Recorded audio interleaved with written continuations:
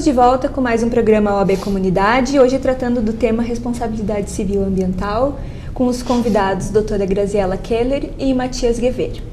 Lembrando sempre que você também pode participar com sugestões enviando e-mail para oabcomunidade@tvfarroupilha.com.br ou ainda através do telefone 3268-1811. Dando continuidade, então, ao nosso assunto responsabilidade civil ambiental, eu pergunto para a doutora Graziela, o que deve ser feito para evitar a responsabilização por prática de infração ambiental? O que pode ser feito? Bom, Daniela, a gente tem que atender sempre um princípio que é do próprio direito, que se chama princípio da prevenção. Então, o que acontece? A melhor forma é evitar os danos, sempre procurando o quê? Procurando profissionais que auxiliem, por exemplo, uma pequena empresa, nós estamos fazendo determinada coisa, procura um profissional, nem que seja uma consulta para ver se está fazendo aquilo de forma correta, ou seja, se está observando as normas, se está observando a legislação e se está observando também as resoluções, que nós temos resoluções do CONAMA, por exemplo, que elas colocam ali até quanto tu pode poluir, até quanto a emissão, e muitos não têm nem licenciamento, Então, é muito importante essa prevenção, com a observação das normas. Ainda também que as empresas, tenham um planejamento eficaz disso, atendendo também todas as mitigações que o próprio licenciamento, é feito naquele estudo do licenciamento ambiental. E também eu acho que uma coisa muito importante que a gente deve começar com os pequenos, as crianças, é a educação ambiental, não só na escola, mas em casa, dizer a importância do meio ambiente para as crianças, porque eles são o nosso futuro, e eles são os próximos a cuidar. Então eu acho que é a observação da lei, consultar a profissionais e também a educação ambiental. E muitas vezes a gente acaba se deparando com situações na prática em que as empresas, por exemplo, acabam por cometer uma determinada infração ambiental justamente por não prevenir, ou por não se ter essa noção da importância que um processo de prevenção dentro de uma empresa, um planejamento ambiental bem elaborado, tem, principalmente no momento de licenciar uma atividade, de se saber onde eu vou licenciar, porque tem determinadas atividades que o município é competente para licenciamento, mas tem outras, dependendo da extensão da atividade da empresa, em que é a FEPAM ou até o próprio IBAMA, dependendo da extensão territorial onde se vai trabalhar. E as empresas acabam não se dando conta ou não sequer encaminham um processo de licenciamento, e aí depois a consequência ela é praticamente vital para a empresa quando vem as infrações ou se tem a prática efetiva de um dano muito grave. É porque muitos na intenção, eu sei fazer determinado produto, então eu vou começar assim, não quero gastar, não adianta, porque vai gastar além. Então tem que verificar se é enquadrado, se precisa do licenciamento, o que é aquela atividade, isso é de extrema importância. É que é uma questão também até um pouco cultural, porque nós brasileiros temos um pouco pouco costume de planejamento, de prevenção, essa ideia de deixar tudo para a última hora, até muitas vezes até do jeitinho, que muitas vezes as pessoas pensam, vou começar pequeno, assim, informal, depois que eu tiver melhor estruturado eu vou me adequar, só que muitas vezes não há tempo para isso. Então acho que isso aí também faz parte da nossa própria cultura, de não ter essa preocupação com o futuro, de fazer realmente a coisa certa desde o início. E a gente vê muito no dia a dia. Vou começar e aí depois informal, se engrenar o negócio, se der certo, é que eu vou procurar fazer um licenciamento, ou vou procurar uma assessoria ambiental especializada para dirimir algum problema. E muitas vezes é tarde. É tarde, a multa é grande. E por falar em multa grande, doutor Matias, explique pra gente, como o senhor vê a atuação do Ministério Público na área ambiental? Como é que estão as multas? São altas, são baixas? Como é que está a atuação do MP nesse sentido? Até, doutor Daniela, eu vou mais adiante. Vou falar um pouco do que a gente tem visto na prática com relação, por exemplo, ao próprio patrulhamento ambiental, O Ministério Público ele vem numa fase um pouco posterior. A primeira verificação ela é feita pela Patran, E a gente tem visto que, na prática, muitas das infrações é dado embora haja o dano, exista um dano, só que os danos são considerados muito extensos, né?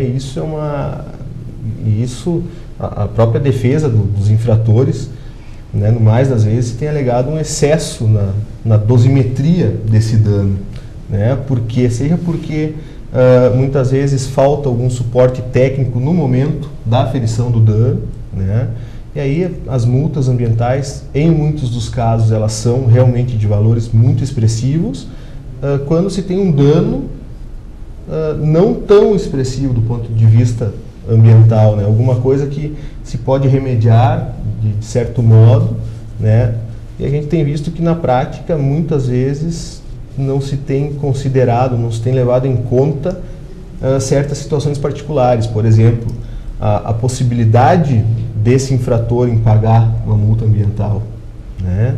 A possibilidade versus a extensão do dano. E aí se tem um pouco fugido, né? Se tem extrapolado, eu diria, em algumas multas ambientais. No meu sentir também a própria atuação do Ministério Público, né? E faz muito bem essa atuação, uma atuação constitucional, no sentido de zelar, de proteger, na sua função de fiscal da lei, né? Mas eu tenho visto em muitos casos que o Ministério Público hoje detém um aparato muito bom, né, para se fazer uma investigação com relação a esses danos. Só que, no mais das vezes, vem um serviço técnico especializado, né, nos locais dessas infrações, e também se tem discutido bastante, até em termos de ajustamento de conduta, ou na própria ação civil pública, que é o momento posterior, né, se tem discutido muito também a questão da realidade, né? Se está dentro da realidade do infrator, o que ele tem que fazer, né? Quais seriam o que ele deve fazer quando se tem esse dano, né? Para recompor o dano ou o pagamento de uma multa, né? E muitas vezes o Ministério Público já pede uma liminar que pode inviabilizar a empresa, que já pede o fechamento a suspensão da atividade da empresa, né? E muitas vezes o próprio judiciário acaba concedendo, e isso tem, por outro lado, um prejuízo social muito grande, no meu sentir. Porque se você pegar uma empresa que gera 50, 100, 200 empregos, e você tem um dano ambiental que é totalmente punível, sim, mas se tem que dosar, né? Se tem que dosar, tem que ver também desenvolvimento sustentável versus desenvolvimento econômico. Até que ponto vai um e até que ponto vai outro. No meu sentido, eu vejo isso até por conhecer um pouco por ter a prática da advocacia ambiental, e que muitas vezes a gente se depara com problemas desse tipo. Sem considerar também que nem sempre o infrator é uma pessoa jurídica. Muitas vezes e muitas vezes não. Às vezes é um pequeno agricultor que ele fez um pequeno corte lá de árvore, e que muitas vezes é considerado um crime grave, né, uma infração grave, é imposta uma multa alta, e na verdade aquela pessoa nem tem condições de suportar o valor. Né? Nós temos alguns casos práticos, assim, tem alguns casos de empresas relativamente pequenas em que as multas foram algo em torno de 50 mil reais, e se não houvesse a possibilidade de recorrer, inviabilizaria a atividade dessa empresa. Totalmente distante da realidade, no né? mínimo 5, 6 famílias ficariam sem ter o seu ganha-pão. Então se tem sempre que dosar, né? Eu vejo que não se está fazendo essa dosimetria de modo a contemplar, bom, reparar o dano, sim, mas até que certo ponto não inviabilizar a economia. Certo.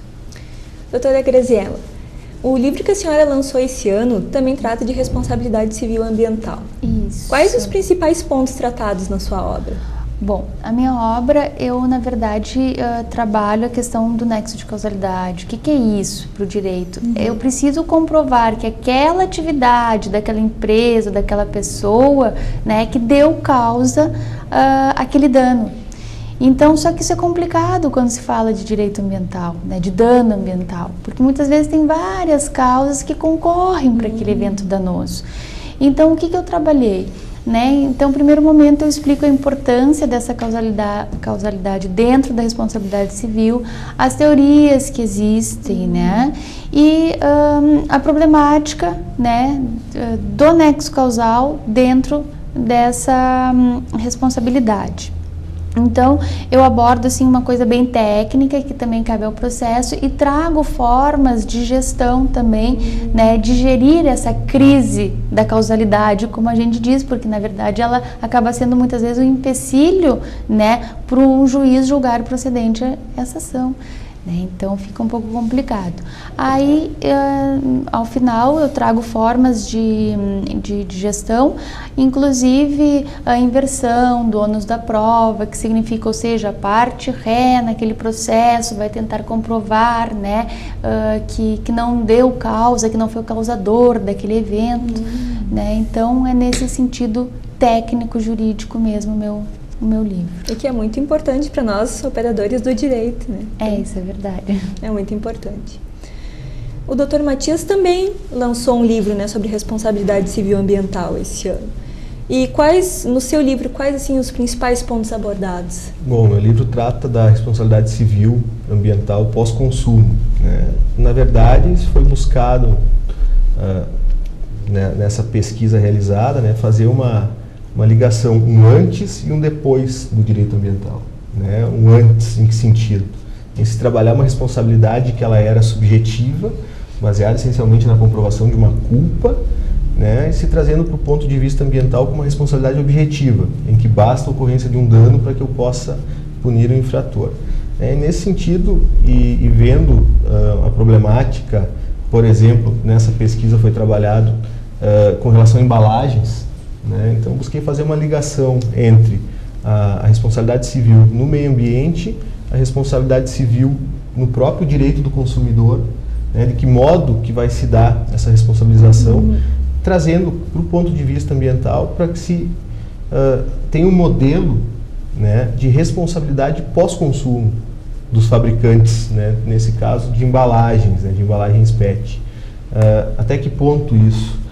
Para que o próprio fabricante seja responsável, depois de consumido esse produto, que se tenha pontos de descarte, né? Porque uma vez jogados no meio ambiente, causam inúmeros danos que a gente bem sabe, né? Consequência desses produtos plásticos, né, para o ambiente. Foi mais ou menos nesse sentido. Certo. E agora eu abro um espaço, pequeno espaço, tá, para a doutora Graziela, para suas considerações finais, e depois da mesma forma para o doutor Matias. Ok, obrigada. Então eu gostaria de salientar, né, também da importância do livro do Dr. Matias, né, que é elogiável. Por quê? Porque nós temos essas responsabilidades hoje em dia. O que a gente vai fazer, né, com o computador que a gente não usa mais? O que a gente vai fazer com aquela pilha que a gente não usa mais, né?